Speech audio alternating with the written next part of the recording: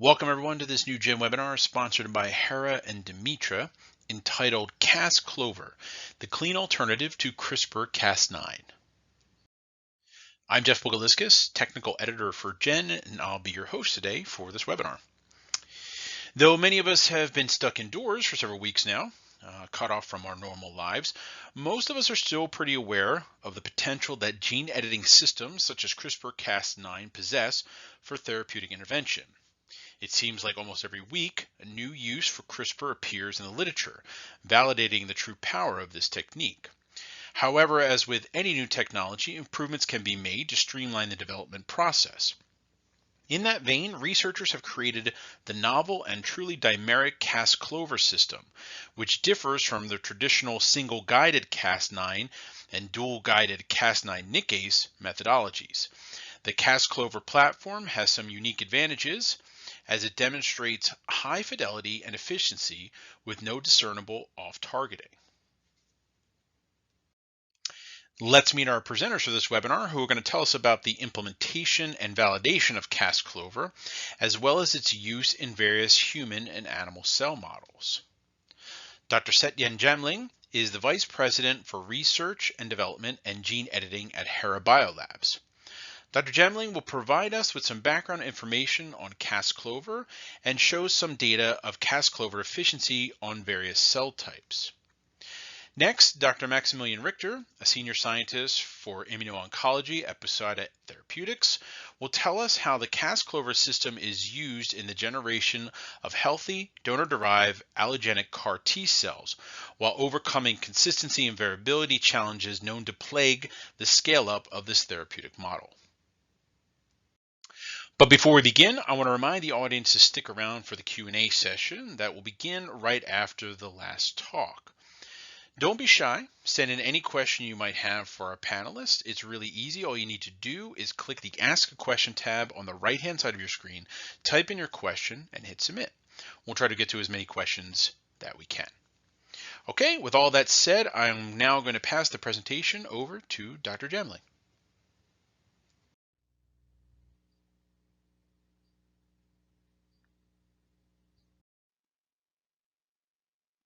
Hello, everyone. Thanks for joining us today. My name is Setyen Jamling. I'm the VP for R&D and Gene Editing at Hera Biolab. It is my pleasure to introduce the Cas-CLOVER gene editing system shown in cartoon format here. Cas-CLOVER utilizes a catalytically inactive dead Cas9 fused to a CLOV51 nuclease domain, and it works as a pair of monomers recruited by a pair of guide RNAs to introduce targeted mutations. Hera Biolabs is a technology company with products and services surrounding our proprietary gene editing technologies, the piggyback transposase system, the Cas-CLOVER gene editing system, about which we'll talk at length today, and the Tau-CLOVER system, similar to Cas-CLOVER but built around the TALEN architecture. We make these technologies available under a research license. We also use these technologies to offer custom genome engineering services to create cell lines and custom animal models. We use them also to create our own proprietary genetically engineered research models, one of which our platform model is the SRG rat. It is a RAG2 IL-2 receptor gamma double knockout immunodeficient rat, similar genetically and phenotypically to the NSG mouse, which many of you are familiar with. Using these technologies and platforms, we also offer contract research services.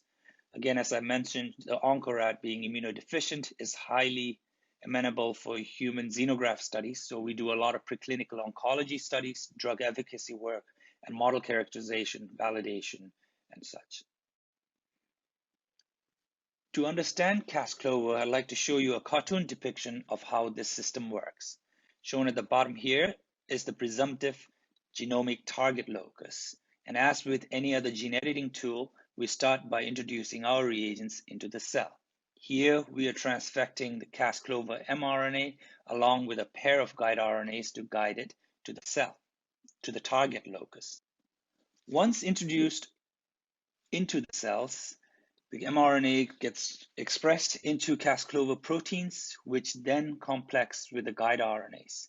This complex is then recruited to the target locus, just as it happens for CRISPR-Cas9. And when both subunits are properly targeted to the locus, it leads to dimerization and activation of the CLO51 nuclease domain, leading to targeted gene disruptions. The idea behind Cas-CLOVER was to combine the efficiency of the CRISPR-Cas9 system with the specificity of the talents. CRISPR-Cas9 is an easy-to-use, highly efficient gene editing system. You only need to design one guide RNA to get efficient cutting at a locus, but there are some concerns about off-target mutations caused by this system. Talents, on the other hand, are highly specific, requiring two monomers to bind to introduce the cut. But it is hard to build, and it does not have the efficiency of the CRISPR-Cas9 system. Since Cas-CLOVER is recruited to the targeted locus just as Cas9 is by guide RNAs, our hypothesis is it should have the efficiency associated with the CRISPR-Cas9 system. But since it requires two guide RNAs to work in pairs to recruit two independent monomers and then subsequent dimerization of the nuclease domain before it can introduce a cut, it should have the same specificity as the talent system.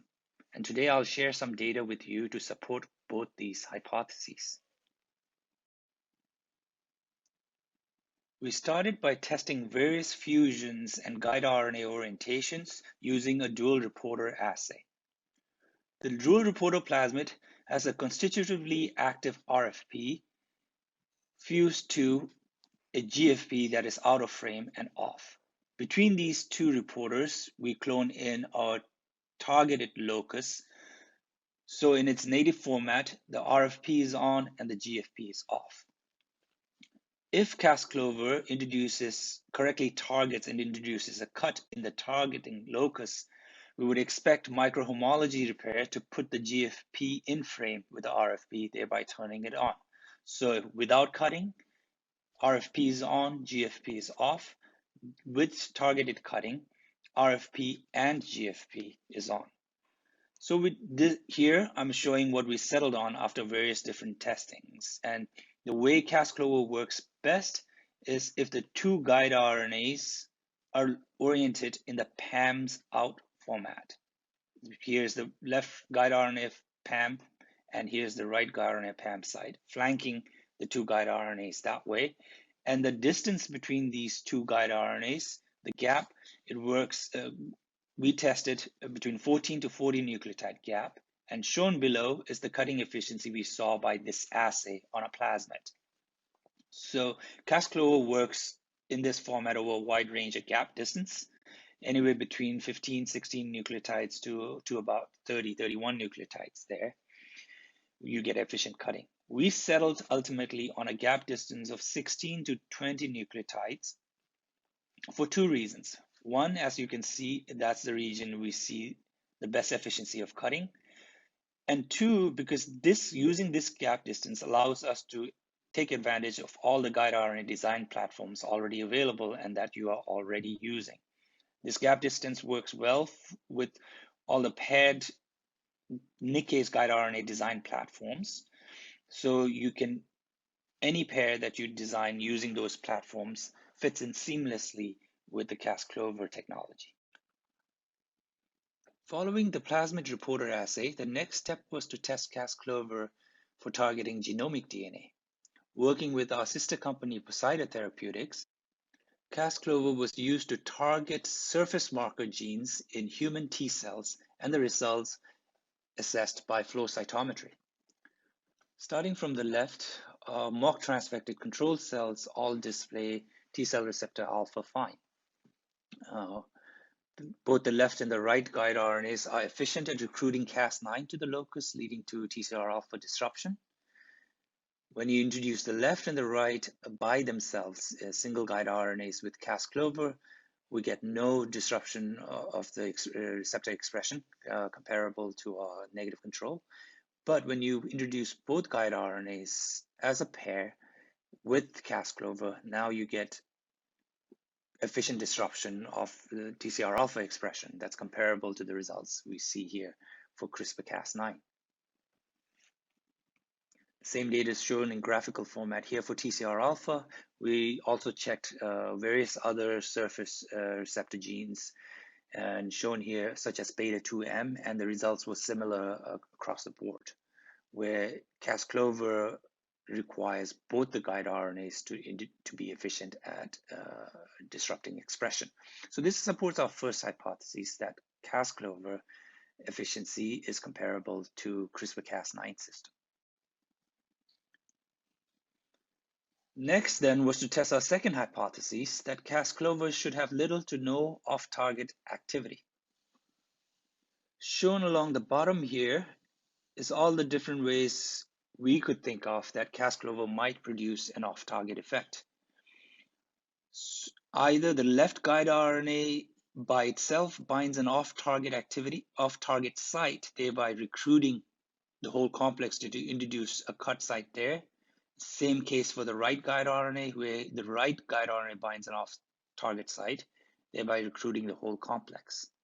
Obviously, if there was a left guide RNA off-target in close proximity to the right guide RNA off-target, you could think of getting the complex recruited there to introduce an off-target cut. Then the other way we thought was if there were two off-targets for the left guide RNA in close proximity, or the same for the right, you could think of it might introduce a cut there. Based on these possibilities, we worked with KBiobox, a bioinformatics company, to predict all the possible off-target sites for Cas-CLOVER in the genome. So shown along the bottom here are all the predicted off-targets for in the genome. A group of off-targets for the left guide RNA. Here, two left guide RNAs, left and right guide RNA combinations, just a single right guide RNA, and two right guide RNAs. Shown in the middle here is the actual on-target site. Along here, in blue lines, is the background mutation rate we saw in the mock negative controls. So the dotted blue lines here, two dotted blue lines, are the background levels plus or minus 1 standard deviation. In solid blue is the background level plus or minus 2 standard deviations. Shown in the reddish brown bar graph here, corresponding to the values on the y-axis on the left, is the mutation rate detected at each of these sites. Again, on the actual on target, we get highly efficient cutting, close to 70% for TCR alpha locus, whereas for all of these different combinations of predicted off targets, there is virtually no different from a negative control. So we couldn't detect any off target activity for any of the predicted sites above background levels. The last bit of information on this graph are these blue dots up on top, which represents the depth of coverage or the number of reads generated for each of these locus, corresponding to the numbers of reads here on the y-axis on the right. So for each locus, we generated anywhere between 50 to over 100,000 reads. And at that depth of coverage, again, there is no off-target activity detected at all. So this supports our second hypothesis that Cas-CLOVER, because it requires two guide RNAs to recruit correctly and dimerization of the CLO51 nucleus before it can introduce a double-stranded cut, there is no off-target activity detectable with this system. And we have looked at other locuses, right, surface markers with it, and they virtually across all targets tested, there's no off-target activity. We have also validated Cas-CLOVER in various other mammalian cell lines. Shown here is the editing we did in CHO cells, which is an important medium for bioproduction of human therapeutics. We were targeting the GS locus, which has been shown to be important for efficient expression of therapeutics. So And I'm just showing an early condition versus a later condition, playing around with different ways to introduce Cas-CLOVER to increase their efficiencies. So as you can see at the lower end, we were getting about 15–20% mutation rate, which we can bump it up to well past 40%. Another one I wanted to highlight here is within a condition, we can do serial transfections to increase our efficiency. So in the previous slide, we showed that we really have no concerns of off-target activity. So then for difficult to target locuses or cell lines, we can be confident about transfecting them serially without any off-target concerns. So this is the first transfection for this group of cells where we got close to about 30% mutation rate. We let the cells recover 3 to 5 days and hit them again with the same reagents. And now in this pool, we have a mutation rate well above 40%. So what do the mutations actually look like with Cas-CLOVER? Here, the top line here is the wild type reference. Again, the 2 guide RNAs in the PAMS out format. Left guide RNA binding site, right guide RNA binding site. And when recruited properly, the cut gets introduced in this spaces region in the middle, and that's where you see the mutations and deletions happening with Cas-CLOVER. Not only in mammalian cell systems, working with Dimitra AgBio, we have verified Cas-CLOVER activity in plants also. So here they were targeting the RDR6 locus in tobacco plants, which has previously been shown to be important for transgene expression, with the knockout getting higher level of transgene expression. And shown on the bottom here, again as before, the binding sites for the left and the right guide RNA and the different type of mutations that were generated using Cas-CLOVER. Another system this has been tested in is in the yeast, another important medium for bioproduction. Here we were targeting the ADE2 locus, which leads to red pigmentation of yeast on these plates shown here. And if you on the left here, as you can see, we can get knockout efficiencies to about 80%. So very efficient knockout in the yeast system also. So with that, I will end here. Hopefully the data I've shown today helps convince you that Cas-CLOVER is an efficient gene editing tool with efficiencies comparable to CRISPR-Cas9 and with specificity comparable to the TALEN system. Thank you. Thanks, Aten. That was a great way to start off our webinar and some really nice insight into the Cas-CLOVER system. Before we move on to the next presentation, I want to remind the audience once again to stick around for the Q&A session that will begin right after this talk. Again, don't be shy. Send in any question you might have for our panelists. All you need to do is click the Ask a Question tab on the right-hand side of your screen, type in your question, and hit Submit. We're going to try to get to as many of your questions as possible. Okay, I think we're ready to move on. Dr. Richter, we look forward to your presentation. Thank you for the introduction. I am excited to be here today and to talk to you about Cas-CLOVER gene editing in the generation of non-viral off-the-shelf allogeneic CAR T cells. Before we get into the details of how we use Cas-CLOVER in the generation of allogeneic CAR T cells, I wanted to give an overview of Poseida and our innovative proprietary technologies that we use in the development of next-generation cell and gene therapy product candidates. Now, Poseida has a long history of development using both our non-viral piggyback DNA modification system for gene delivery, as well as our Cas-CLOVER site-specific gene editing technologies. These and other tools allow us to support a broad pipeline of cell and gene therapy product candidates with the potential to develop therapies even beyond the immuno-oncology space. At Poseida, we started with the development of autologous CAR T to address both hematological and solid tumors, first for patients with multiple myeloma, which is currently in the clinic, and now with our therapy to treat patients with metastatic castrate-resistant prostate cancer. However, we do believe that the future of CAR-T will be allogeneic, and that is something that is reflected in the wide array of product candidates that is currently in preclinical development at Poseida. Beyond the realm of CAR-T, we are focusing on the development of liver-directed gene therapies that use both our piggyback DNA modification system as well as AAV to achieve a lasting therapeutic impact through stable gene integration. As you may know, chimeric antigen receptor T cells, or CAR T cells, are a form of cell therapy for the treatment of cancer. And this therapy is based on the transfer of a CAR into T cells, which now allows these T cells to target and destroy cancer cells that are expressing the targeted antigen. Now, these cells can come in two flavors depending on where the T cells that are used for CAR T manufacture are derived from. If the cells are derived from the cancer patient themselves, we're talking about autologous CAR T, while if the cells are derived from a healthy donor, we're talking about off-the-shelf or allogeneic CAR T.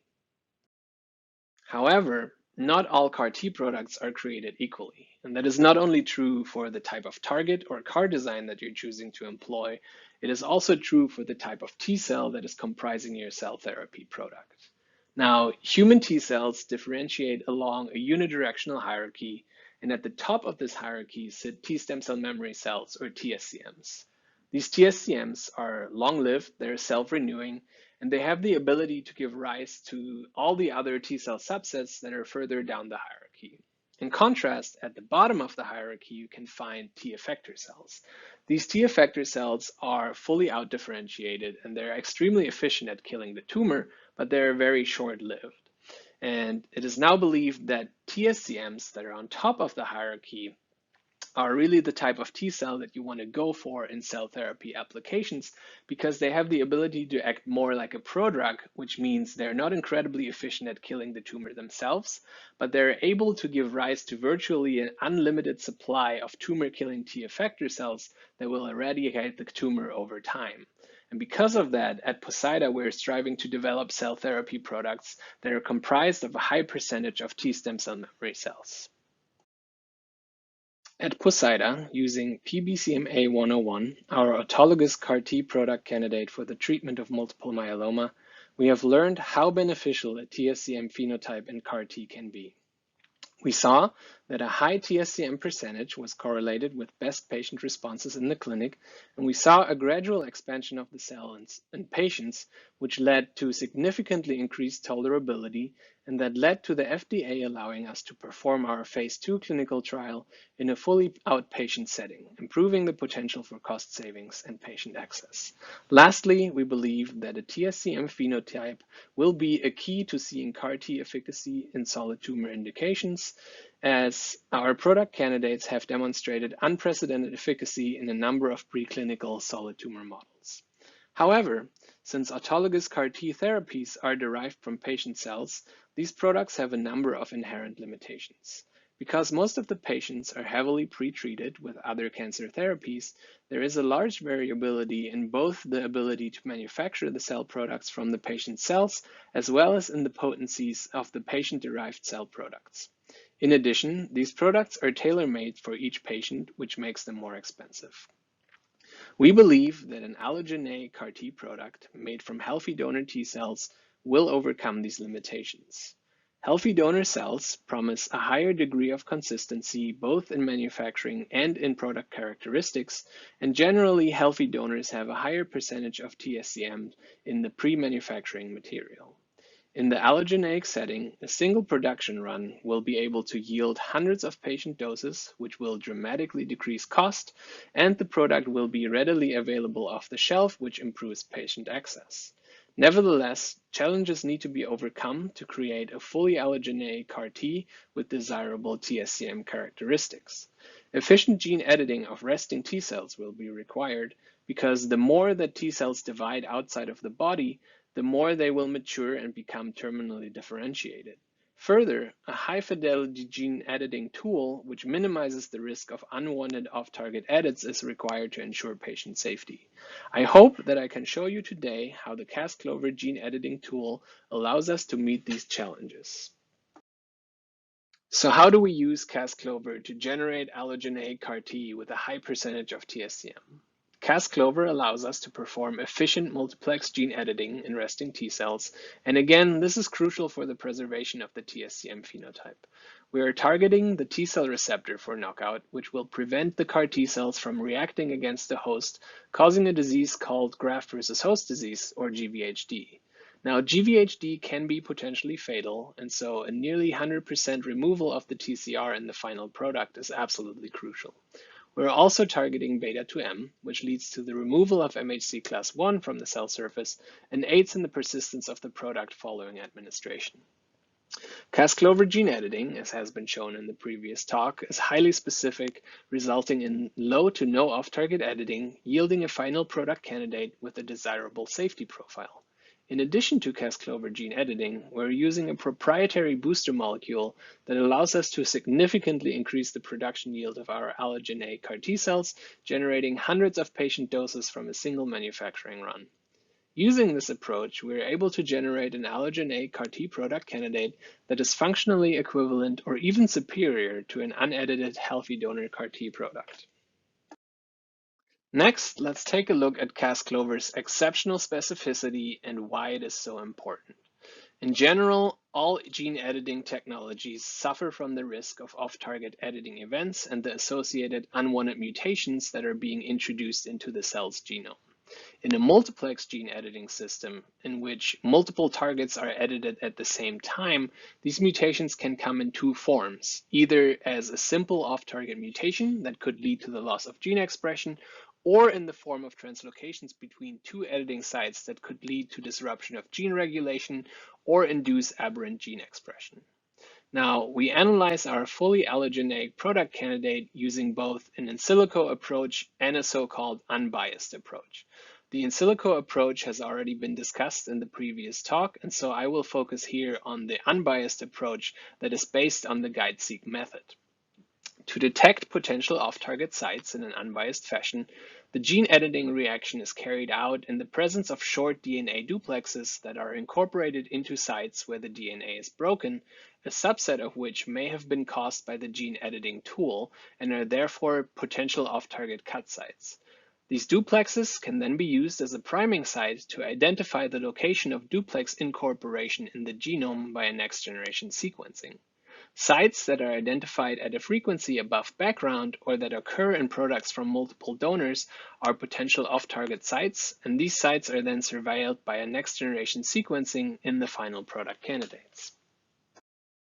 For the interrogation of potential translocation events, we use a next-generation sequencing approach that uses gene-specific primers that bind in the vicinity of an on-target editing site and that allow us to identify the sequence that lies on the other side of the cut site. This approach allows us to identify translocations occurring between two known editing sites, as well as between one known and one unknown translocation partner. Initial data generated using these techniques support the high fidelity of Cas-CLOVER and its low to no off-target editing capabilities. We have seen the expected translocation events between the TCR and the beta-2M cut site at a very low frequency, but other translocations are extremely rare. Taken together with the guide-seq data, this gives us confidence that we can successfully perform multiplex gene editing to generate fully allogeneic CAR-T product candidates with minimal risk of genotoxic or transformative events and a desirable safety profile. As discussed earlier, efficient and nearly complete knockout of the T-cell receptor is crucially important for a donor-derived CAR-T product that does not cause GVHD. Using Cas-CLOVER, we're able to remove T-cell receptor in up to 99% of resting T cells. And to further increase the safety of the product, we're performing a purification step to remove any of the remaining TCR-positive cells, yielding a product that is up to 99.9% pure for cells with complete TCR knockout. Cells that are purified this way are not able to mount an alloreaction against donor mismatched blood cells, as is shown here on the right in a mixed lymphocyte reaction type assay. While unedited T cells proliferate in response to the presence of donor mismatched blood cells and dilute out the cell trace violet dye, Cas-CLOVER edited and purified cells are not able to recognize the donor mismatched cells as non-self and do not proliferate. Using Cas-CLOVER multiplex gene editing in conjunction with our non-viral piggyback DNA modification system, we can successfully deliver our CAR transgene and edit resting T cells, thereby maintaining the desirable TSCM phenotype. Therefore, we're able to generate fully allogeneic, high-percentage TSCM CAR-T product candidates that confer the same product-like characteristics and tolerability profile that we have observed with our autologous P-BCMA-101 product. One significant hurdle that has been encountered in the allogeneic CAR-T field is that the genetic modification of the cells can lead to a functionally impaired cell product when compared to unedited CAR-T cells derived from a healthy donor. For our fully allogeneic, high-percentage TSCM CAR-T product candidates, we have been able to design a manufacturing process that yields a final product that functions just as well or even better than unedited healthy donor CAR-T cells. This is shown both in vitro by target cell killing, cytokine secretion, and high proliferative capacity, as well as in vivo mouse models of multiple myeloma, where we see comparable tumor control, as well as in vivo CAR-T expansion for both unedited healthy donor CAR-T cells, as well as for our fully allogeneic CAR-TSCM product candidate, P-BCMA-ALLO1. In summary, I hope I was able to show you today how we apply Cas-CLOVER gene editing to create fully allogeneic, high-percentage TSCM CAR-T product candidates. I've shown you that Cas-CLOVER gene editing can be performed in resting cells and is safe and efficient in knocking out the T-cell receptor to prevent GvHD and beta-2M to increase persistence of the CAR-T cells. Further, the high fidelity of Cas-CLOVER and its low to no off-target editing was demonstrated. Using Cas-CLOVER together with non-viral piggyback gene delivery allows us to generate an allogeneic CAR-T product rich in TSCM cells, which is predicted to eliminate alloreactivity as well as to maintain the beneficial characteristics of high-percentage TSCM products. Among these benefits are the correlation of best clinical responses with a high TSCM percentage, the tolerability profile due to gradual expansion of a TSCM product that could enable outpatient dosing, and the ability to give rise to potentially unlimited numbers of tumor-killing effector T cells that could be the key to CAR-T success in solid tumors. Taking together, we have generated an allogeneic CAR-TSCM product that is functionally equivalent to or even better than unedited healthy donor CAR-T cells, both in vitro and in vivo. Thank you for your attention. Thanks, Max, for a great presentation and some really nice data on the power of Cas-CLOVER for the generation of robust CAR-T cells. Just want to remind everyone once again that the Q&A is going to begin very soon. So if you have any questions in mind, don't hesitate. Send your question in. Click the Ask a Question tab on the right-hand side of your screen, type in your question, and hit Submit. It's just that simple. If you'd like to learn more about what you heard here today, there is some contact information here on this slide. Feel free to reach out at any time. Okay, let's thank all those individuals who've sent questions in already. And since we have a bunch of really great questions lined up, let's get to the Q&A session. Bear with us for just a moment as we transition into the Q&A. So the first question from our audience member would like to know, what features make Cas-CLOVER gene editing more suitable for editing in cell lines, plants, and T cells than wild-type Cas9 or other systems? Yeah, thank you for the question, Jeff, and whoever posed the question. So that's a really good question. In my opinion, right, we showed you a bunch of data here doing editing with Cas-CLOVER. And I think it's two features, high efficiency combined with the low off-target, and that low or non-detectable off-target activity, I think, is key. That makes it a little bit more suitable than the CRISPR-Cas9 system, especially for regardless of which way you're talking about. If you're doing a cell line, especially if you're working with difficult cell lines or difficult to edit, different types of edits. Because you don't have off-target activity, the data I showed you, you can do serial transfections to try to get to knock out that gene repeatedly without having concerns of off-target activity. Same applies for plants in terms of non-GMP designation for making a knockout in the plant, less concern about off-target activities, better. And then especially for T cells, if you're going into therapeutics, one of the biggest concerns with CRISPR-Cas9 is the off-target activity. So I would say that that's the one that stands out, the lack of off-target activity. Thank you. Great, thank you very much. And our next question is going to be for Max. Max, you're with us still? Yes, I am. Great. So Max, one of our audience members would like to know what type of transfection systems, either like lipofection or nucleofection, has the CLOVER system been used with? Yeah, that's a really good question. Obviously, that is important, right? With a system like that, you want to have a high amount of flexibility for delivery, and you are frankly able to use it with whatever cell line you're working with. So we have successfully used it with lipofection, and we also have tested it and are using it in the context of electroporation-based delivery. So I think they're really, the system that works for your cell type would be the system that you would use for delivery. All right, thank you very much. And our next question is going to be for Siten.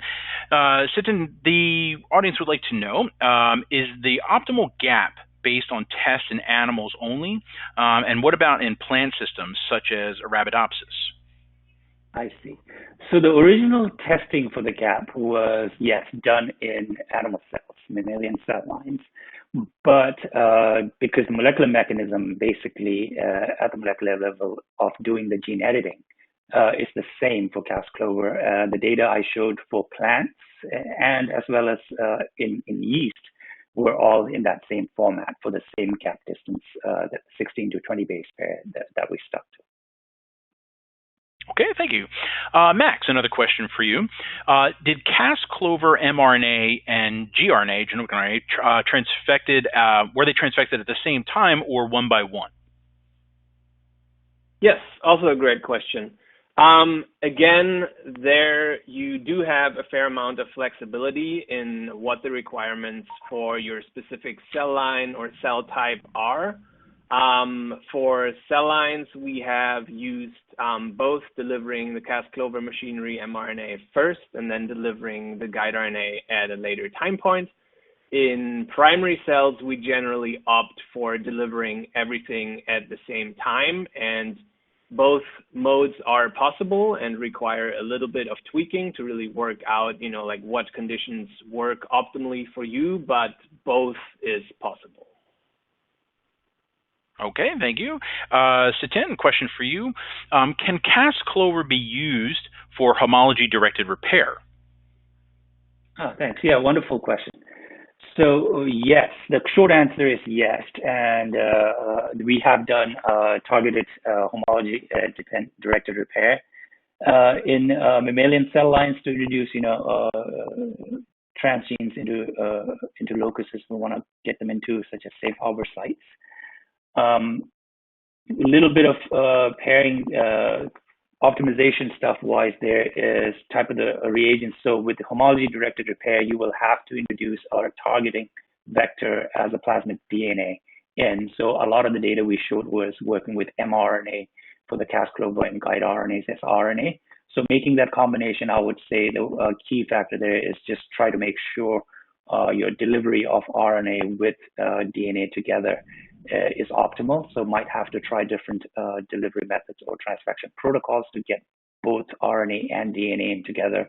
And then of course you have to make sure your final solution that your RNA is stable and it's not getting degraded. So, but the short answer is yes, it can be used for homology directed repair, and we have done it. Thanks. All right, great. Max, a question for you, important question. Have you done any non-biased off-target mutation induction analysis, such as been done with CRISPR-Cas9 technology, such as BLESS, GuideSeq, or whole genome sequencing? Right. Yes, excellent question. And yeah, as you mentioned, a very important question, right? So for the off-target analysis, since this is such an important point to, really make sure that the technology that you are using is safe for modification of the cells, we're opting to do both biased in silico predicted off-target analysis based on the K-BioBox data that Seton has showed in his talk, but we're also using a method based on the GuideSeq method for the unbiased off-target analysis in our T-cell product. Yes. All right, thank you. So our next question is for Seton. Seton, what are the challenges or limitations of this new system? Yeah, that's a really good question. So the main limitation, which is really not too bad, is, right, as we showed, you need 2 guide RNAs to target this system. So your target options, the number of targets you can find within a limited, let's say an exon you're targeting, would not be as abundant as if you were just doing CRISPR-Cas9, where you just need 1 guide RNA. So you need 2 guide RNAs in the PAMS-out format with a certain gap distance between these 2. So you're limited there by the number of sites you can get a little bit, right? Other limitations may be, as of now, we don't really have an RNP version of this, right? So some people, for people working liking that format, that option is not available right now. Another might be, with CRISPR-Cas9 different systems, you have different PAM sequences you can work with. This one right now is based off the S-pyogeny, so the NGG PAM is all we're working with. Things like that, right? But nothing major that you can't overcome. All right, thank you very much. Max, question for you. If edited cell therapy is not purified, how efficacious is the engineered cell therapy? Is purification necessary due to low editing efficiency, such as % of cells getting edited? Oh, okay. So that's a really good question. So I'm assuming this is referring to the purification of our allogeneic cell product. So the purification step here really doesn't have anything to do with the efficacy of the cells. So we're actually using, in terms of to make sure that the cell product is efficacious and that the CAR is expressed, we're actually using a selection strategy during the production of the cells that allows us to enrich the cell product for CAR positive cells over 95%. So the CAR delivery is really not related to the purification step. The purification step solely focuses on the safety of the product, right? So the only thing that counts for the purification is the removal of any potentially remaining TCR positive cells from the cell product, so that you end up with a product that is safe and does not cause GVHD. And I think we have shown some data in the talk that, the underlying editing efficiency with Cas-CLOVER in primary human T cells does lead to TCR knockout in the high 90% range.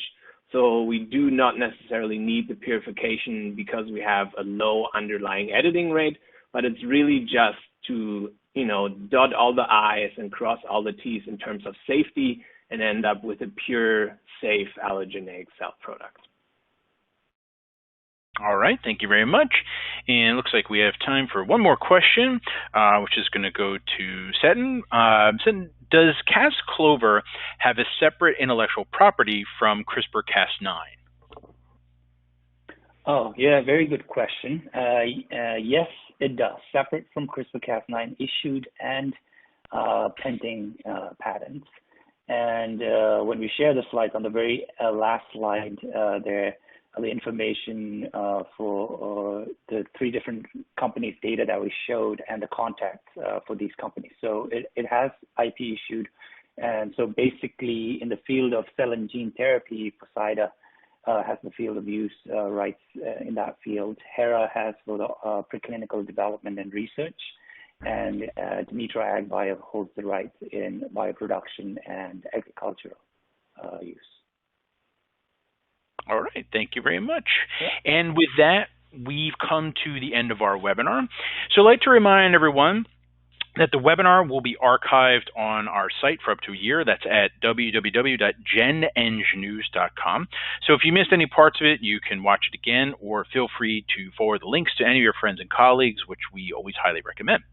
I'd like to thank Seton and Max again for their very informative presentations, and I'd like to thank you, the audience, for your patience in our technical difficulties, and for your thoughtful questions, and for your attention. And I'd like to give out a very special thanks to Hera and Dimitra for sponsoring this webinar. Hopefully we'll see you again at another Gen webinar in the near future. Everyone stay safe and healthy, and goodbye for now.